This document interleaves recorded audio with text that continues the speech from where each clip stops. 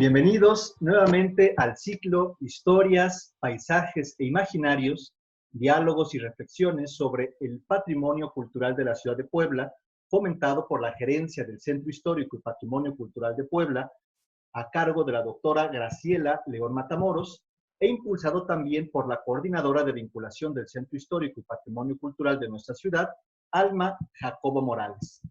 El día de hoy tenemos el verdadero gusto de conversar con la maestra Claudia Cristel Marín Bertolini, que les comento así brevemente parte de su semblanza, y verán que en realidad es un verdadero gusto la oportunidad de poder charlar el día de hoy con ella. Es licenciada en Administración de Empresas y maestra en Finanzas por la Universidad Iberoamericana Puebla, pero además también cuenta con estudios de posgrado en Historia del Arte en la Universidad Nacional Autónoma de México. Es docente en las licenciaturas en Administración Turística y de la Hospitalidad y Arte Contemporáneo en la Universidad Iberoamericana Puebla. Ha trabajado en la educación en museos por varios años y actualmente es responsable del programa de investigación de la colección permanente en el Museo Amparo.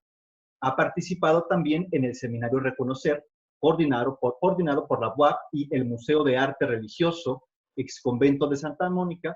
De hecho, es ahí donde tuvimos la oportunidad de poder coincidir y poder generar también una muy buena amistad. Y también ha fungido como curadora en diversas exposiciones, la que destacan principalmente Pasión de Cristo y Virgen de Guadalupe.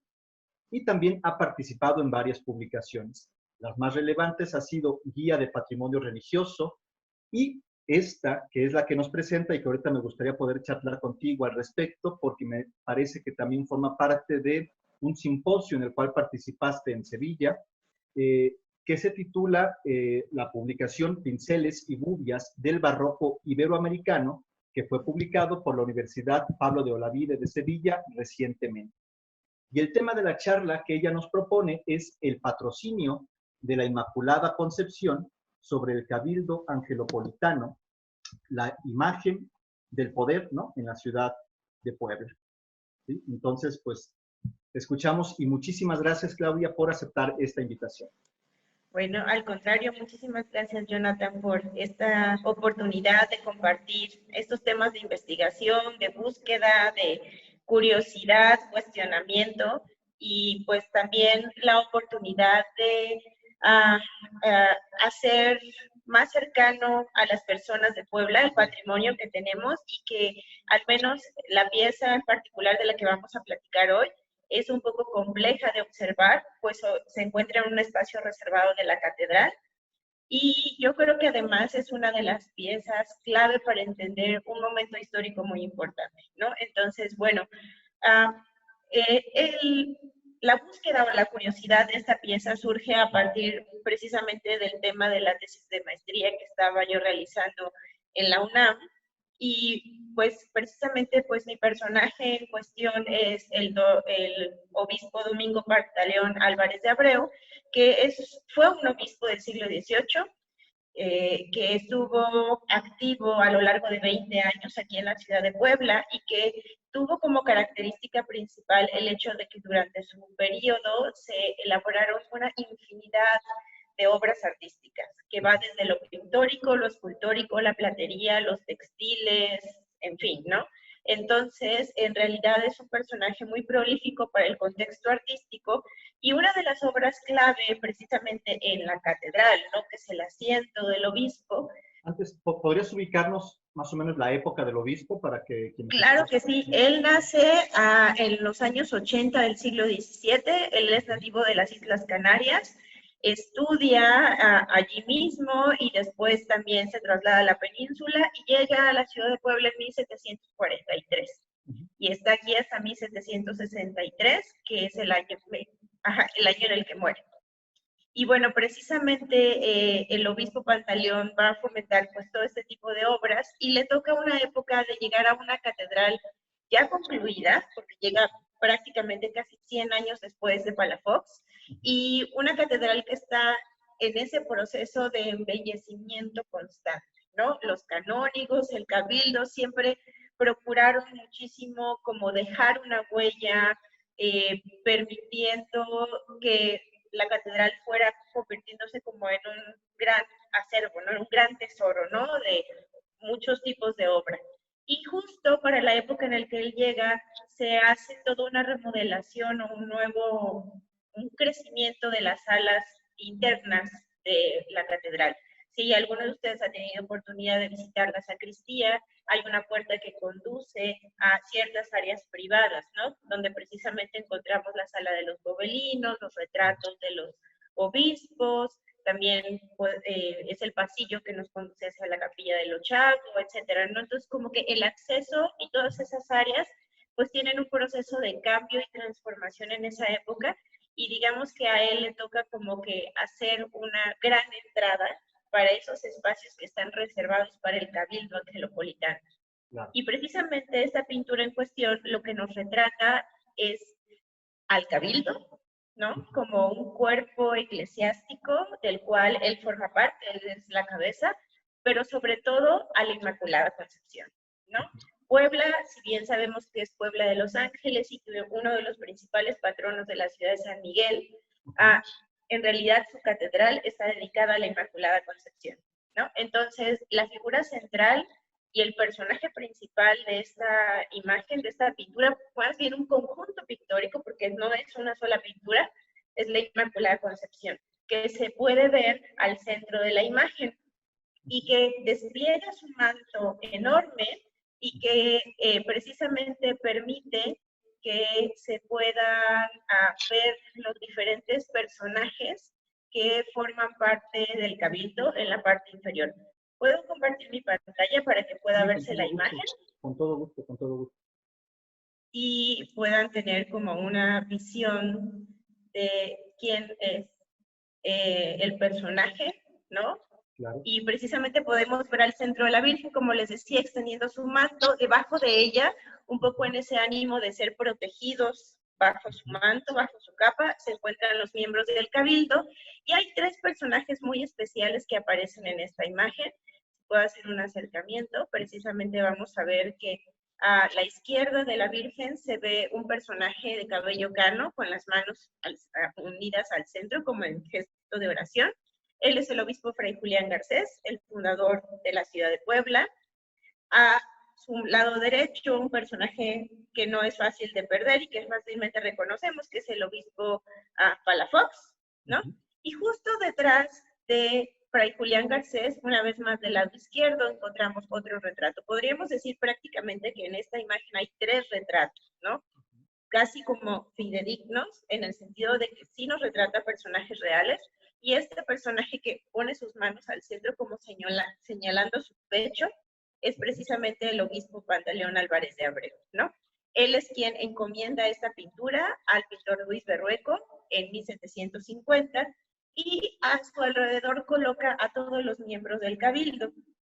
Es importante mencionar que los personajes que aparecen allí, todos con un gesto de veneración a la Virgen María, si observamos la posición de sus manos, sus rostros, todos la miran, le piden, le suplican, le agradecen.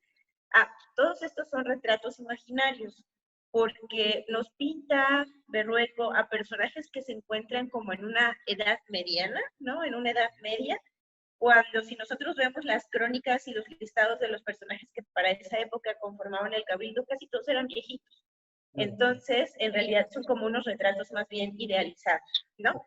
Debajo de cada personaje hay un angelito con una tarja que tiene elementos simbólicos de la letanía lauretana, ¿no? Entonces, precisamente es como una evocación hacia la Virgen con todas sus virtudes. La Virgen está coronada, está siendo coronada por un par de ángeles y la ayudan a levantar su manto un conjunto de ángeles. Y aquí es un momento muy importante para hablar sobre la identidad de Puebla y sobre como los grandes patronos de la ciudad, ¿no? Entonces, a su mano izquierda tenemos en parejas, porque van en parejas, primero a San Miguel Arcángel, ¿no? Como el gran patrono de la ciudad, y del otro lado a San José, ¿no? Que son dos de los primeros grandes personajes que forman parte del contexto poblano, ¿no? Luego tenemos a San Pedro y a San Pablo, ¿no? Del lado izquierdo vemos a San Pedro que con la mano derecha, más bien, con la que sostiene el manto, tiene las llaves, y San Pablo tiene una espada. Ellos nos van a representar la iglesia secular, porque precisamente la catedral, el asiento del obispo, pues representa la iglesia secular y siempre en su portada, si ustedes se fijan en la fachada de catedral, se ve a San Pedro y San Pablo. Y luego tenemos dos santos más, que en este caso van a ser dos santos muy importantes, no solo para el contexto poblano, sino como para ese, como scope, ¿no? Esa mirada más amplia, saliendo de que somos un territorio, o para ese momento éramos un territorio sujeto a la corona, ¿no? Y precisamente viéndolo desde ese contexto de la monarquía hispánica, que estaba en la gran defensa de la fe cristiana católica, y con el estandarte de la Inmaculada Concepción, pues precisamente a mano izquierda vamos a tener a Santiago, al apóstol Santiago, que precisamente es el gran patrono de España, y por el otro lado, en la otra esquina, a la derecha, tenemos a Santa Rosa de Lima, la primera santa americana, ¿no? Entonces, estos conjuntos de personajes nos hablan de quiénes resguardan, protegen la ciudad, pero que también nos hablan de corporaciones y de elementos de identidad, ¿no? Entonces, primero tenemos a los dos grandes patronos de la ciudad, luego a los dos representantes de la iglesia secular, ¿no? Y además hay que pensar que estamos en una época también en la que la iglesia y la monarquía hispánica también están trabajando precisamente en este proceso de eliminar las grandes ventajas o los grandes beneficios que habían tenido antes las corporaciones monásticas, ¿no? Y por último, tenemos a los dos grandes patronos de los territorios hispánicos. A la península la protege Santiago y al continente americano lo protege Santa Rosa de Lima, ¿no? Entonces, esta idea o este planteamiento, aquí es una gran interrogante que yo tengo, ¿no? Si esta propuesta visual fue concebida por el obispo o fue concebida por el pintor, ¿no? Que eso es algo que sería muy interesante saber. Creo que no nos has comentado todavía quién es el pintor de esta. Claro, importante decirlo, ¿no? Luis Berrueco es uno de los grandes nombres del barroco aquí en el siglo XVIII, ¿no? De los pinceles poblanos del siglo XVIII.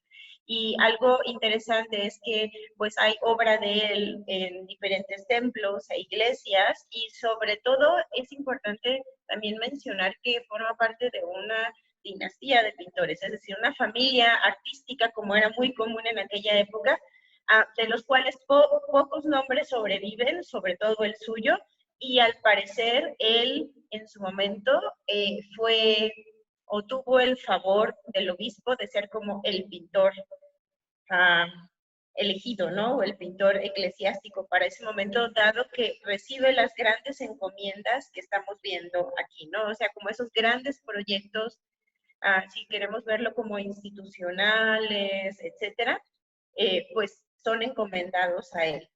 Hay un poco de debate porque por algún tiempo esta pintura estuvo atribuida a José Joaquín Magón, después se rectificaron los datos, se sabe que fue Berrueco. Lo interesante de esto es que la pintura está firmada en 1750 y hay datos confusos sobre la muerte de Berrueco, que también parece haber sido en el 50, ¿no? Entonces, no tenemos como una certeza de que efectivamente el pintor haya fallecido en esa época, y por otro lado, también de que, pues, efectivamente, pues, haya terminado para este momento, ¿no? Y bueno, la pintura todavía tiene como algunos otros datos más que requieren como estudios más bien técnicos para poder determinar ciertos cuestionamientos, ¿no? Y lo interesante también de esta obra es que forma parte de un conjunto, como les decía, ¿no? Entonces, en la parte inferior hay toda una declaratoria en donde se pone todo el territorio de Puebla bajo el manto de la Inmaculada Concepción, bajo su patrocinio, y se hace como una cronología de que la ciudad fundada por Fray Julián Garcés y luego la catedral fundada por Palafox, ¿no? O construida por Palafox, y luego el obispo Pantaleón, ¿no? Entonces también es esta binomio, ¿no? Entre una cuestión devocional, una cuestión de fe, de entrega a la Virgen, como de reconocerla como la patrona y protectora de esos territorios, pero al mismo tiempo también es un discurso muy institucional, muy monárquico, ¿no? Muy catedralicio, y también de engalanamiento de quién soy yo, ¿no? De que provengo de una línea sucesoria de grandes personajes que han estado en este territorio y que han construido este gran templo, ¿no? Que es la Casa de María, ¿no? Y esta imagen en formato horizontal que nosotros estábamos viendo está acompañada de algunos otros lienzos y elementos, porque en la parte superior se alcanza a distinguir que hay dos escenas más, ¿no? Del lado izquierdo se distingue precisamente la aparición de la Virgen del Pilar en Zaragoza, precisamente al apóstol Santiago. Del lado derecho se aparece la Virgen y en la imposición de la casulla San Ildefonso, ¿no? Entonces, tenemos dos escenas de presencia de la Virgen María en los territorios de la monarquía hispánica, ¿no? Entonces, esta idea de María siempre está presente en estos territorios. Al centro, que no se distingue mucho por el haz de luz que entra por la ventana, pero está el escudo de Castilla y León, precisamente haciendo referencia a todo esto, y arriba se corona con el nombre de María y precisamente una gran corona, ¿no?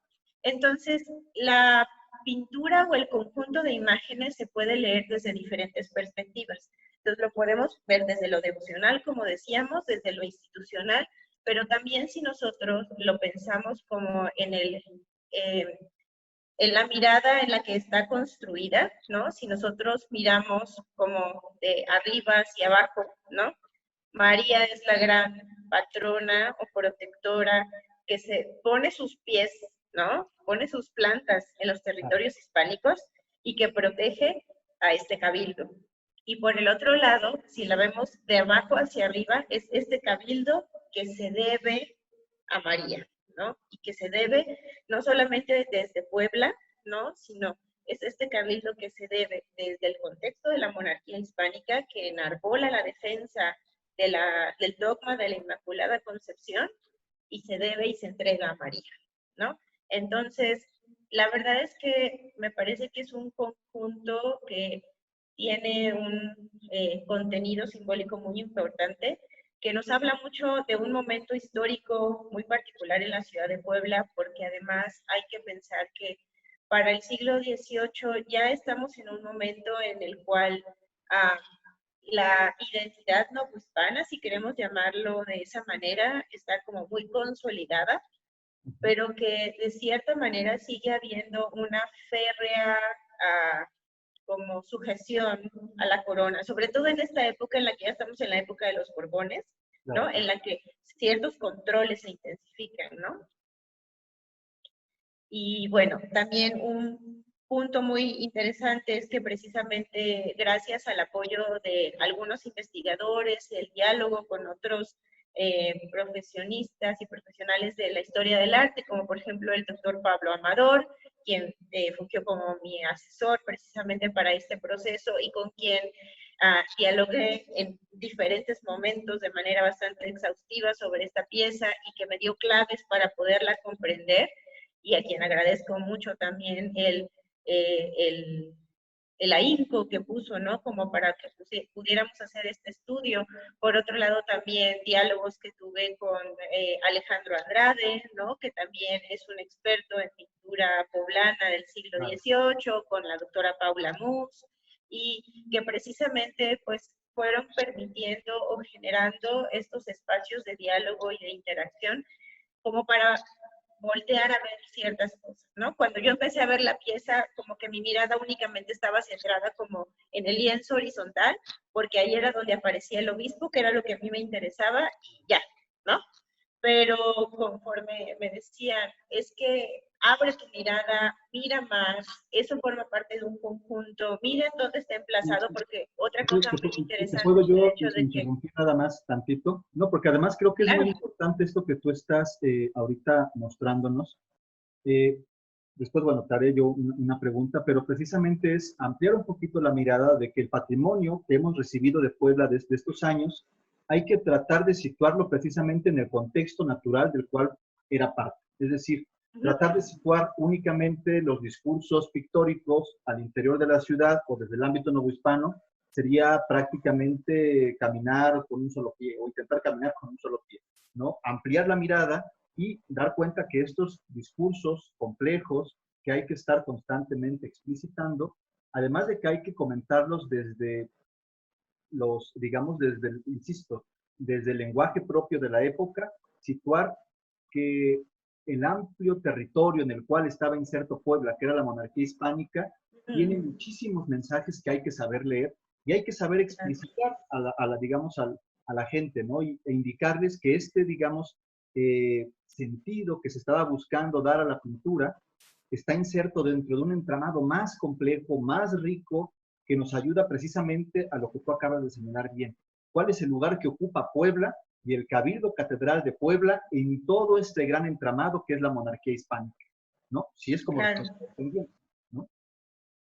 Sí, y fíjate que es bien interesante porque el obispo además está inserto en un contexto político muy importante, ¿no? Porque él viene a reforzar esos procesos de secularización, ¿no? En los cuales la monarquía está muy interesada en el control de las regalías que recibe de sus distintos territorios, ¿no? También en reducir el control político y social, económico que tienen las diferentes órdenes mendicantes que tuvieron una gran presencia durante los siglos XVI y XVII, que era la fundación, la evangelización, y tuvieron como muchos privilegios en esos primeros momentos por ser carne de cañón casi para la evangelización y la misión, ¿no?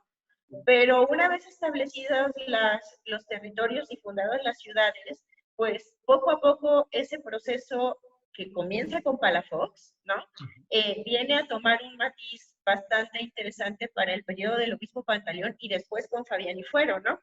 Y una cosa interesante es que él además forma parte de una familia que tiene importantes vínculos con la Casa Real, porque precisamente su hermano, el Marqués de la Regalía, pues obtiene ese título debido a que él escribe un texto y además hace una defensa política muy fuerte de por qué el rey de España tiene el derecho de recibir las regalías de sus territorios, ¿no? Y entonces para ellos era muy importante que esa cuarta que le corresponde al rey pudiera llegar a las arcas reales, ¿no? Entonces, él también va a cumplir como esa función de engranaje político en estos territorios. Y algo que también va a tener un matiz muy fuerte en su gestión, no nada más como ese hecho de decir, ay, engalanó la catedral, hizo muchas pinturas, él fue un gran visitador. Entonces, él recorrió los territorios de su obispado, que en aquella época se extendían desde Veracruz hasta Oaxaca, ¿no? Y que precisamente en esos procesos de visita de los territorios, pues va a hacer un recuento de en realidad cuántos sujetos participan activamente en la economía, ¿no? Y cuántos tributan a la corona, a qué se dedican, cuántas personas forman parte como de cada diócesis, ¿no? De cada espacio, ¿no? De cada parroquia.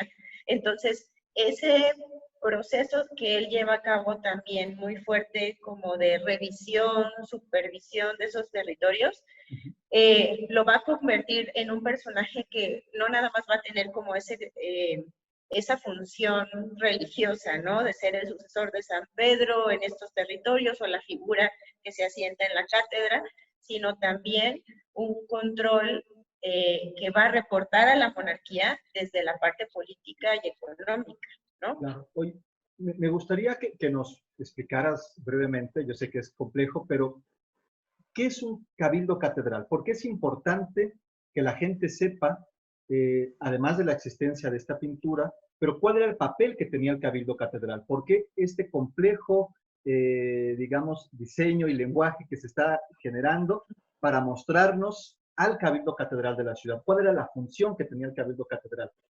Claro. Por lo regular, cuando nosotros visitamos algún templo, o en este caso la catedral en sí misma, que es la sede del obispado, pues por lo regular solo vemos figurar a un par de personajes, ¿no? En realidad casi nunca vemos el cuerpo completo del Cabildo, que hasta el día de hoy todavía existe, solo que ya no tiene la presencia social que solía tener en aquella época. Pero digamos que como parte de este engranaje o esta institución, ¿no?, que se encuentra enclavada en el centro de la ciudad, que es la catedral, hay diferentes personajes que cumplen diferentes roles, ¿no? La cabeza es el obispo, que se sienta al frente. De hecho, si en algún momento nuestros escuchas han visitado la catedral, han visto que al centro del templo se encuentra un espacio con una sillería, que es precisamente el coro en donde se asienta el cabildo para las ceremonias, y la silla que está precisamente al centro de todo, la más engalanada, y que además en la parte de atrás del respaldo del obispo hay un espacio con reliquias, y que hay inclusive un lignum crucis, que es como una reliquia de la cruz de San Pedro, porque precisamente en este caso ahí tiene como esa significación. Va a tener también como otros personajes que fungen ahí, ¿no? Entonces hay, por ejemplo, un personaje que se llama Deán, ¿no? El Deán es el encargado de la economía de la catedral, ¿no? Y entonces, inclusive, todavía conservamos un espacio arquitectónico, ¿no? La casa del Deán, ¿no? Y pues el Deán precisamente era como el encargado de llevar como ese manejo de la institución desde lo económico, ¿no? Vamos a tener un chantre, por ejemplo, que es precisamente el encargado del coro, ¿no? Y de las ceremonias musicales, litúrgicas, etcétera, ¿no? Y otro grupo de personajes que van a tener diferentes rangos y diferentes posiciones y van a cumplir diferentes tareas, ¿no? Por ejemplo, el maestro del coro, ¿no? El sacristán, ¿no? Los cantores, y que van a acomodarse o a sentarse en ese coro en diferentes sillas o espacios, y que precisamente, pues, esa sección y la manera en que se organizan va a marcar su jerarquía y su rango, ¿no? Sin embargo, pues todos ellos forman parte como de este cuerpo, ¿no? Que pues trabaja, ¿no? O que cumple sus funciones dentro de la catedral, ¿no? Y pues es muy importante porque precisamente va a ser como uno de los símbolos, ¿cómo decirlo? Pues no de poder, sino como institucionales, ¿no? Entonces, por ejemplo, cuando se hacían las procesiones, ¿no? Por ejemplo, la procesión de Semana Santa, o el Corpus, o alguna otra festejo que implicara como que una imagen saliera en procesión, o inclusive cuando se hacían las ceremonias de recepción de los virreyes, por ejemplo, había un orden en el que salían las corporaciones, ¿no? Y el cuerpo de la catedral, el cabildo, siempre tenía un lugar muy importante dentro de este grupo de corporaciones que salían.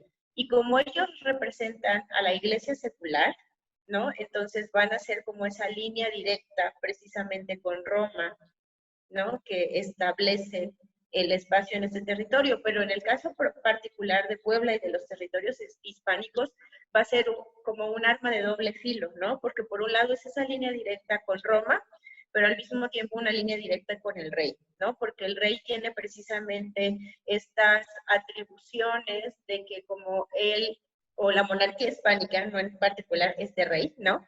Pero justo por ser los grandes defensores, los grandes evangelizadores a partir de pues la conquista de nuevos territorios y demás, ellos también van a fungir un rol muy importante dentro de este engranaje político y social y religioso.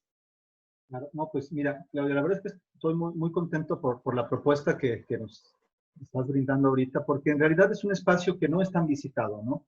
Y es importante que la gente sepa no solamente de su existencia, sino también tener las herramientas para poder descifrar las claves de lo que se nos quiere mostrar a partir de este complejo, ¿no? Que tú bien lo decías, ¿no? Todavía está la duda si fue directamente Domingo Pantaleón Álvarez de Abreu quien lo diseñó, o si fue, me imagino, un diseño directamente de Luis Berrueco. Bueno, digamos, está la parte de la discusión todavía académica. Lo que me gustaría preguntarte y que nos compartieras antes ya para para ir ya prácticamente finalizando, son dos cositas. Uno es, ¿por qué te interesaste tú en particular en esta pintura? ¿No? ¿Cuál fue, digamos, el detonante que te abrió a ti las preguntas para poder indagar más allá de lo que ya se había dicho? Porque es, digamos, es un tema que ya tenía detrás Sí, de claro. sí algunos comentarios y por grandes maestros y demás. ¿Qué fue lo que a ti te motivó para intentar dar una interpretación distinta de lo que ya estaba escrito? Pues mira, un poco en el hecho de que estaba yo trabajando la figura del obispo, ¿no? Ujú. Y este es un personaje que tiene presencia en muchos espacios, ¿no? Entonces hay muchos templos en donde el retrato o la efigie de Domingo Pantaleón Álvarez de Abreu está presente, ¿no? Entonces, que si está en la Iglesia de la Soledad, que si está en el Refugio, que si está en el Carmen. Entonces era una pieza por aquí, otra pieza por acá, otra pieza por allá, ¿no? Entonces aparece como en diferentes escenas, a veces litúrgicas, a veces procesionales, a veces devocionales, como en el caso de esta. Y entonces, pues en el momento de empezar a armar un corpus de imágenes, ¿no? Como una colección, ¿no? De todos los espacios en donde él estaba presente, pues, y tenía yo como que jerarquizar, ¿no? ¿Cuáles habrán sido como las más importantes Claro. en el discurso que se estaba creando en ese momento alrededor de su imagen? Y pues por supuesto que la catedral tenía que tener un lugar privilegiado porque es precisamente el espacio en donde él cumple sus funciones, ¿no? Es su casa, ¿no?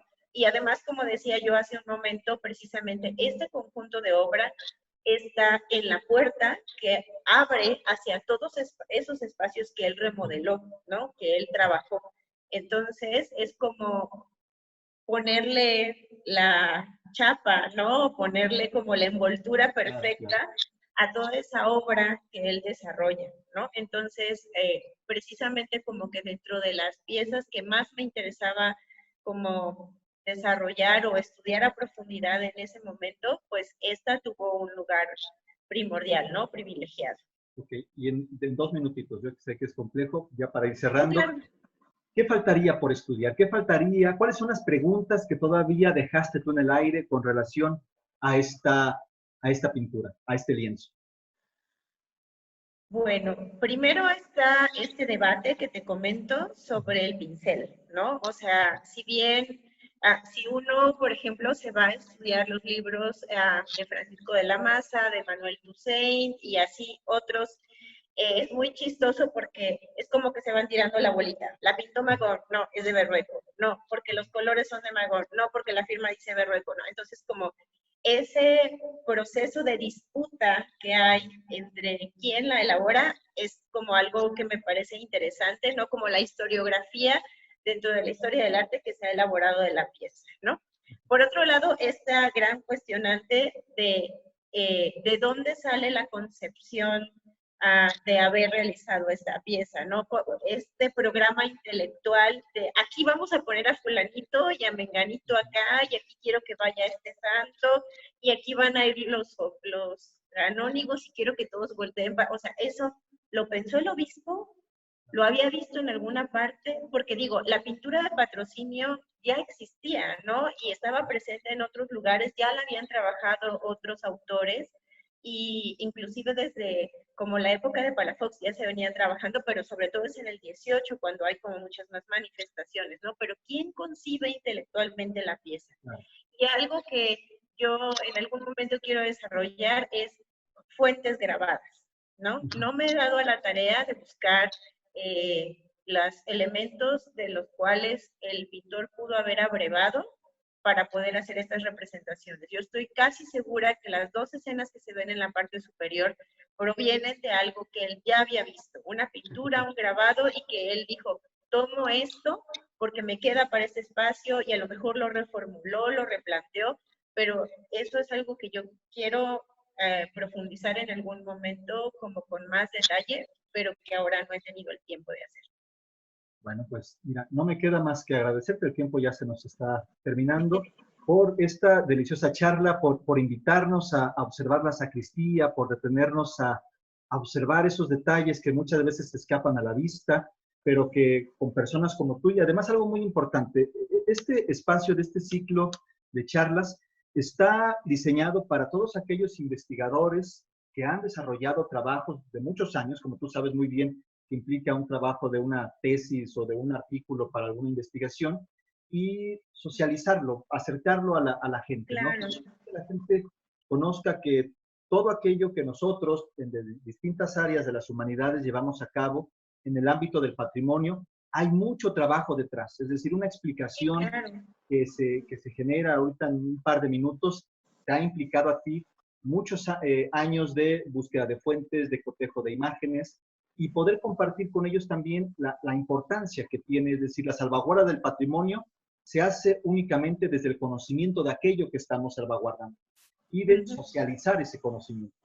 Claro. Entonces, te agradezco tu disposición, te agradezco, insisto, esta deliciosa plática y pues a nombre de la gerencia, muchísimas gracias y pues esperemos que en otra oportunidad tengamos otra vez el chance de compartir más cosas. Muchísimas gracias a ti y gracias a la gerencia por pues esta invitación y además por la oportunidad de poder compartir con la gente de aquí esto que, pues como dices, ¿no? A veces se queda en un documento, se presenta en un simposio, en donde pues a veces lo dialogamos entre especialistas o entre personas interesadas en la historia del arte, pero que pocas veces tenemos la oportunidad de compartir con la población que es dueña prácticamente, porque es nuestro patrimonio, ¿no? Quienes deberían apropiarse simbólicamente de lo que esto representa, ¿no? O simboliza. Bueno, pues muchísimas gracias y nos vemos a la próxima sesión de Historias, Paisajes e Imaginarios, Diálogos y Reflexiones sobre el Patrimonio Cultural de la Ciudad de Puebla. Hasta luego. Muchísimas gracias, Jonathan. Hasta luego.